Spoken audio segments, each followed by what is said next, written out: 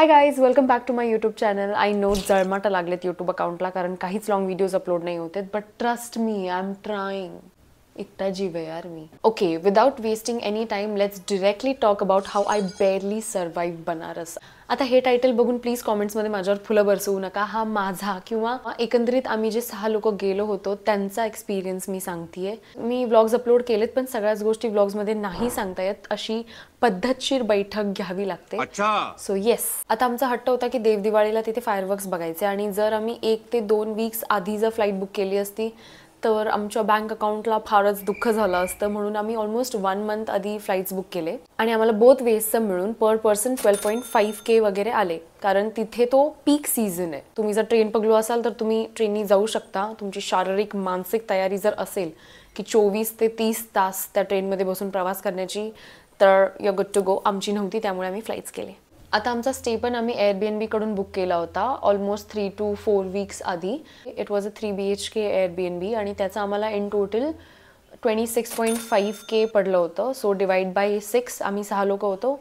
4 something म्हणजे पर डेचं 1000-1200 वगैरे असं पडलं. बट एक्झॅक्टली 1 वीक आधी आम्हाला त्या एअरबीएनबीच्या ओनरनी इन्फॉर्म केलं की त्या एअरबीएनबीचं काहीतरी मेंटेनन्स वर्क निघालंय ब्ला ब्ला. आता त्या मेंटेनन्स वर्कमुळे आमचं बुकिंग काही झालं नाही, म्हणजे झालं होतं पण ते कॅन्सल करावं लागलं आणि आम्हाला पूर्ण रिफंड आला.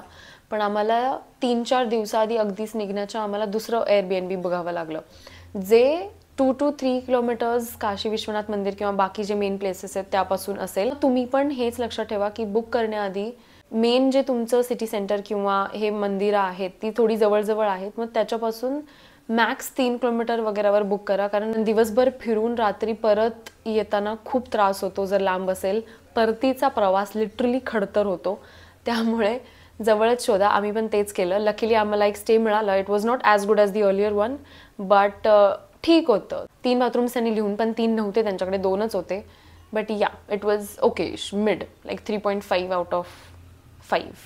ओके, मूव्हिंग फॉरवर्ड, 4च्या आसपास संध्याकाळी वगैरे आम्ही पोहोचलो स्टेला आणि दिवसभरात काहीच न खाल्ल्यामुळे, म्हणजे लिटरली घरातनं फक्त ब्रेकफास्ट करून निघालो होतो. त्यामुळे पहिली गोष्ट we did was find a good restaurant to have meal. आणि लकीली आम्ही जिथे स्टे करत होतो एकच गल्ली सोडून एक छान रेस्टॉरंट होतं, हरिविलास एन्क्लेव्ह म्हणून, which was really good compared to other restaurants I saw in Banaras. तुम्हीही तेच करा की प्लीज तुमच्या स्टेच्या आसपास जेव्हा तुम्ही पोहोचाल तेव्हा एक चांगलं रेस्टॉरंट शोधा. बिकॉज दिवसभर जेवढे पण दिवस तुम्ही असणार आहे वाराणसीमध्ये, तुम्ही चाट किंवा बाकी सगळं चटपटा गोष्टीच खाणार आहे. सो ॲटलिस्ट डिनर किंवा एक मील दिवसातला तुमचा त्या रेस्टॉरंटमध्ये प्रॉपर सब्जी रोटीवाला व्हायला हवा. आणि मोस्टली तिथे व्हेज रेस्टॉरंट्सच आहेत. एक एरिया येता येत आम्ही बघितलं जिथे नॉनव्हेज सर्व केलं जात होतं, बट आम्ही ट्राय नाही केलं. आता जेवल्यावर आम्ही दशाश्वमेध घाटला गेलो आणि लकीली तिथे आरती सुरूच होती. दुरूनच बघायला मिळाली कारण ऑलरेडी गर्दी खूप होती, पण छान वाटलं. आता जसं मी आधी म्हणाले की please carry your shoes, a pair of good comfortable shoes, कारण खूप चालावं लागतं, खूप गर्दी असते. आणि कितीही डिनाय केलं तरी गाईची शिशी, फूड आयटम्स आणि केर कचरा खूप पडलेला असतो तिथे. कदाचित आम्ही पीक सीझनमध्ये गेल्यामुळे खूप जास्तच कचरा होता. बट प्लीज कॅरी शूज किंवा एक चांगलं फुटवेअर ज्याचं सोल कम्फर्टेबल आणि थोडं मोठं असेल, जाड, म्हणजे तुम्हाला ग्राउंड लेवलपासून थोडंसं वरती ठेवेल, so that you don't have to असं करून नाही चालावं लागणार तुम्हाला. मुलींसाठी एक टिप की प्लीज थोडे मॉडेस्ट क्लोथ्सच कॅरी करा. माझ्या फोटोजवरनं तुम्हाला कळलं असेल की मी तरी 1-2 शॉर्ट कुर्तीज, बॅकलेस एक्सेट्रा घेतले होते. बट अपार्ट फ्रॉम पिक्चर्स मी त्यावर पूर्ण टाईम दिवसभर शॉल गुंडाळून फिरत होती for obvious reasons. But yes, आणि आता तर तिथे थंडी वाढणार आहे, सो जॅकेट आणि शॉल तर इज अ मस्ट. ऑल्सो एक टोट बॅग थोडी हँडी पडते कारण त्यात सॅनिटायझर, वॉटर बॉटल आणि टिश्यूज ठेवता येतात. बिकॉज हात वगैरे धुवायला जास्त काही सोयी नाही आहे, तर थोडं हायजीन मेंटेन करण्यासाठी तुम्ही या गोष्टी त्या टोट बॅगमध्ये ठेवू शकता. ऑफकोर्स युअर मास्क ऑल्सो, कारण तिथे थोडी धूळ वगैरे पण आहेच. कॉटन बॉल्स पण कानात. हॉर्न, कारण खूप जास्त वाजवतात तिथे की तुमच्या कांठाळ्या बसून तुम्ही बहिरे व्हाल, एवढे हॉर्न वाजवतात तिथे. आमची आयटनरी प्लॅनच अशी होती की झोप उद्ध्वस्तच झाली पाहिजे. रात्रीच्या 2 किंवा 2:30 वाजता निघून काशी विश्वनाथचं चरण स्पर्श दर्शन आम्हाला करायचं होतं. जे नाही झालं, तुमच्याकडून पण नाही झालं, तर तुम्ही 4 वगैरेला निघून नॉर्मल दर्शन करू शकता. चरण स्पर्श नाही होणार पण नॉर्मल दर्शन होईल. पण ऑल्सो तुमचे फोन्स, सामान आणि चप्पल सगळे एका लॉकरमध्ये आधीच ठेवले जातात. ऑलमोस्ट 700 to 800 मीटर्स आधीच कुठल्या तरी लॉकरमध्ये तुम्ही ठेवू शकता. तुम्हाला अनवाणी चालवावं लागतं पुढपर्यंत दर्शनासाठी. आणि मी तर उभ्या उभ्या झोपली आहे त्या लाईनमध्ये. आरामात तुम्हाला 2 ते 3 तास तर लागतीलच दर्शनासाठी. सो त्या मानसिक आणि शारीरिक तयारीने जा. यानंतर तुम्ही कालभैरव दर्शन पण करू शकता, जवळच आहे. आणि थोडंफार चाट वगैरे खाऊन रूमवर जाऊन परत थोडं रेस्ट घेऊ शकता संध्याकाळी फिरण्यासाठी. यातले आता मस्ट विजिट प्लेसेस जर विचारले तर काशी विश्वनाथ मंदिर, कालभैरव मंदिर, मणिकर्णिकेश्वर टेम्पल जे 2 फ्लोअर्स अंडरग्राऊंड शिवलिंग आहे त्यांचं, चंद्रकूप, हे तर मेन आहेत. आणि बाकी अशा बऱ्याच गोष्टी अजून आहेत, बाकी मंदिरं. प्रत्येक गल्लीमध्ये शिवलिंग तुम्हाला खूप सारे दिसतील. तुम्ही असे हिडन प्लेसेस एक्सप्लोर करूच शकता. ऑल्सो दुर्गा माता मंदिर अँड संकटमोचन. आता मी जे मणिकर्णिकेश्वर मंदिर म्हणाले, मणिकर्णिका घाटच्या अलीकडेच आहे. तुम्ही संध्याकाळी 5:45 वगैरेच्या सुमारास गेला तर तुम्हाला आरतीही मिळेल आणि तिथे अजिबात गर्दी नसते. आरामात एकदम दर्शन होतं तिथे. खाली तुम्ही पायऱ्या उतरून वगैरे दर्शन घेऊ शकता शिवलिंगचं आणि मग कंटिन्यू करू शकता तुमचं एक्सप्लोरेशन. आता खाण्यापिण्याच्या प्लेसेस ज्या आम्ही ट्राय केल्यावर काशी चाट भांडार, दीना चाट भांडार, बाटी चोखा आणि लक्ष्मी चायवाला. बाकी तर थोडेफार टपरी वगैरेच होते जिथे आम्ही खाल्लं. ऑल्सो पिझेरिया वाटिका कॅफे म्हणून आहे, तिथे ॲपल पाय मस्ट ट्राय आहे. खूप छान लागतं. थोडी सर्व्हिस पण स्लो आहे. अपॅरेंटली त्यांच्याकडे एकच वेटर असावा, पण येस, वर्थ द वेट. मी खूप टपऱ्यांवर किंवा लक्ष्मी चायवाला यांच्याकडे पण मी ट्राय केला चहा, पण सॉरी टू से पण इथे चहा चांगला मिळत नाही. वाराणसीमध्ये चहा चांगला मिळत नाही. किती वेळा आम्ही सगळीकडे ट्राय केला की चल इकडचा चांगला आहे का तिकडचा चांगला आहे का, नाही, आम्हाला कुठेच चांगला चहा नाही मिळाला. तुम्हाला जर साई अजिबात आवडत नसेल तर प्लीज मलाई टोस्ट अजिबात ट्राय करू नका. Instead try butter toast. मला तर अजिबात नाही आवडत साई, त्यामुळे मी दुरूनच नमस्कार केलेला तिला. आणि आणखी एक, थंडाई ट्राय करणार असाल तर त्यात मलाई थंडाई असते. मलाई भरभरून टाकतात, एवढा लेअर साईचा टाकतात. मला माहीतच नव्हतं ते काय असतं, त्यामुळे मी सगळं वर्ण काढून टाकलेलं. तुम्ही त्यांना सांगतानाच सांगा की नाही मलाई नाही चाहिए करके, नाहीतर मग ते असं जीवावर येतं प्यायला. आणि आता थंडाईवर विषय गेलाच आहे तर let me tell you, please अजिबात स्ट्रॉंग किंवा मीडियम थंडाई ट्राय करू नका. तिथले लोकल ते घेतात, आपल्याला झेपत नाही. आम्ही लाईट ट्राय केली होती तरी पण आम्हाला ती झेपली नाहीये. आणि आमचं एक अजून चुकलं की आम्ही फर्स्ट डेच्या रात्रीच ट्राय केली, ज्यामुळे आमचं दुसऱ्या दिवशीचं शेड्यूल थोडं खराब झालेलं. You just can't wake up early after having it. त्यामुळे तुम्हाला 8 ते 9 तासाची झोप लागतेच. अशा दिवशी ट्राय करा ज्याच्या दुसऱ्या दिवशी तुम्हाला लेट उठलं तरी चालणार आहे. आमच्यासारखी चूक करू नका. आता माझं पर्सनल फेवरेट वॉज बाटी चोखा. तुम्हाला जर दाल बाटी आवडत असेल तर तुम्हाला बाटी चोखा खूप जास्त आवडेल. खूप सुंदर थाळी देतात ते बनारसी. त्यांचा ॲम्बियन्स पण छान आहे, सर्व्हिस पण खूप मस्त आहे. थोडं वेटिंग असतं सुरुवातीला 25 to 30 मिनिट्सचं, but worth the wait. Yes, तिथे एक्झॅक्टली सेम नावाचे आणि सेम दिसणारे 2 रेस्टॉरंट्स आहेत, एक लेफ्टला आणि एक समोर. अपॅरेंटली ते एकाच घरातले असावेत असं काहीतरी आहे. बट पीपल से की जे स्ट्रेटवाला आहे त्याची टेस्ट छान आहे लेफ्टवाल्यापेक्षा. बट आम्ही दोन्हीकडे गर्दी बघितली होती, बट आम्ही प्रिफर केलं समोरचं. आणि समोरच्याबद्दल तर मी सांगू शकते की टेस्ट खरंच खूप छान होती.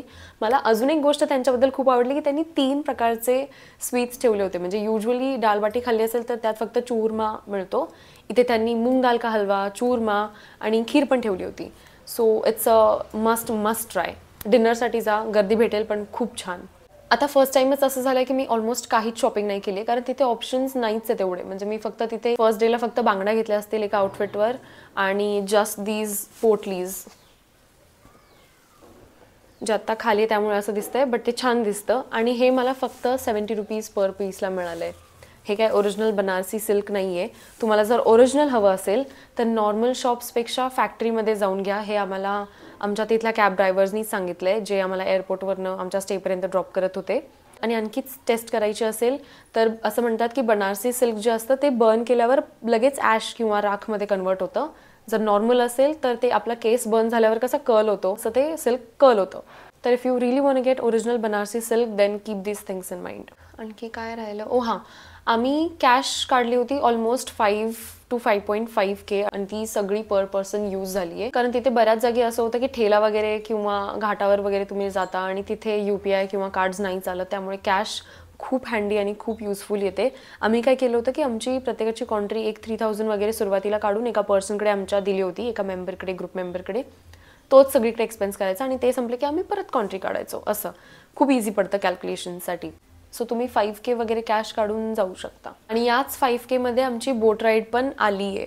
म्हणजे आम्हाला देवदिवाळीच्या दिवशी ऑलमोस्ट 6,000, 5,000, 7,000 असे बोट राईड्सचे प्राइसेस होते. पण आम्ही तेव्हा नाही केली, कारण आम्ही आधीच चौकशी करून गेलो होतो आणि आमचा एक ग्रुप मेंबर, आमचा एक फ्रेंड ऑलरेडी 3-4 वेळा जाऊन आलेला बनारसला, त्यामुळे त्याला माहिती आहे कुठे खर्च करायचे कुठे नाही. मग आम्ही दुसऱ्या दिवशी सकाळी बोट राईड केली, त्यामुळे आम्हाला हार्डली 1,900, 1,800 मध्ये पडली ती बोट राईड. आता सगळ्यात इम्पॉर्टंट की मला फूड पॉइझनिंग का झालं किंवा मी बेअरली कशी सर्वाईव्ह झाले बनारसमध्ये. आणि यू नो वॉट, मलाच फक्त नाही फूड पॉइझनिंग झालंय. जेव्हा मी ती स्टोरी टाकली होती तेव्हा खूप लोकांनी मला DM केले की ते वाराणसीला जाऊन आले तेव्हा त्यांना पण हा त्रास झाला होता. त्यामुळे I am not the only one. मला वाटतं हे कशामुळे असेल की मी जाण्याआधीच थोडीशी तब्येत माझी खराब होती आणि तिथे अजिबातच झोप नाही, अजिबातच आराम नाही, हेल्दी फूड काय थोडं डिसेंट फूड पण नाही, त्यामुळे ते एकसाथच बाहेर आलेलं असावं. तुम्हालाही सतत बाहेर खायची सवय नसेल किंवा बाहेरचं खाल्लं की लगेच पोट बिघडतं असं काही प्रकार असेल तर प्लीज कॅरी तुमचे स्वतःचे food items like protein bars किंवा मखाना किंवा जे काही तुम्हाला झेपतं. आय नो तिथे गेल्यावर टेस्ट केलं पाहिजे, पण जे पण चाट असेल त्याचं 2-3 घास खाल्ल्यावर टेस्ट झाली असं म्हणू शकतो आपण. पूर्ण ठुसायची गरज नाहीये. शिस्तीत आपलं प्रोटीन बार किंवा मखाना काढायचा आणि ते चरत बसायचं. You will thank me later. असं माझ्या आईने मला खजूरचे लाडू दिले होते. तुम्ही तसे काही लाडू कॅरी करू शकता, जसं डिंकाचे लाडू किंवा जे काही तुम्हाला लाडू हवेत ते खाऊ शकता. जास्त जिभेचे चोचले करायचे नाहीत, नाहीतर माझ्यासारखे 3 दिवसात 2 kg वेट कमी होतं. अजून पण तब्येत ठीक नाहीये. आता एकंदरीत माझा एक्सपिरियन्स म्हणायचा तर आय एम अ पर्सन ज्याला थोडं ट्रिपवर गेल्यावर थोडं रिलॅक्स करायला पण आवडतं. रादर माझ्या बॉडीला त्याची गरज असते की माझी जर झोप 2-3 तासांनी कमी झाली आहे, 4 तास वगैरे झोप झाली आहे समजा, तर मला दुपारचं 1-2 तास झोप थोडी लागते, ॲटलिस्ट 1 तास लागते, ज्याने थोडी बॉडी रिस्टोर होते. ते या बनारसच्या ट्रिपवर अजिबात झालं नाही आहे. आणि मी 10 दिवस राजस्थानच्या ट्रिपवर गेली आहे, पण तिथे आमचं एका डेस्टिनेशनपासून दुसरीकडे जाताना आरामात 4 तास वगैरे लागायचे आणि आमची झोप व्हायची 2-3 तासात त्या ट्रॅव्हलरमध्ये. त्यामुळे तिथे पण एवढा थकवा नव्हता जाणवला 10 दिवस असून. इथे मला 3-4 दिवसातच I literally felt like I really barely survive Banaras. बाकी तर वैयक्तिक प्रश्न आहे आणि चॉईसेस आहेत आपापले. तुमचा बनारस एक्सपिरियन्स कसा होता हे मला कॉमेंट्समध्ये नक्की सांगा. आणि येस, मी आणखी एक व्हिडिओ बनवते ज्यात मी कोणते आउटफिट्स घातले, कुठून घेतलेले, कितीला घेतलेले वगैरे सगळं मेन्शन करणार आहे, specially about the outfits I wore in Banaras. So stay tuned and bye.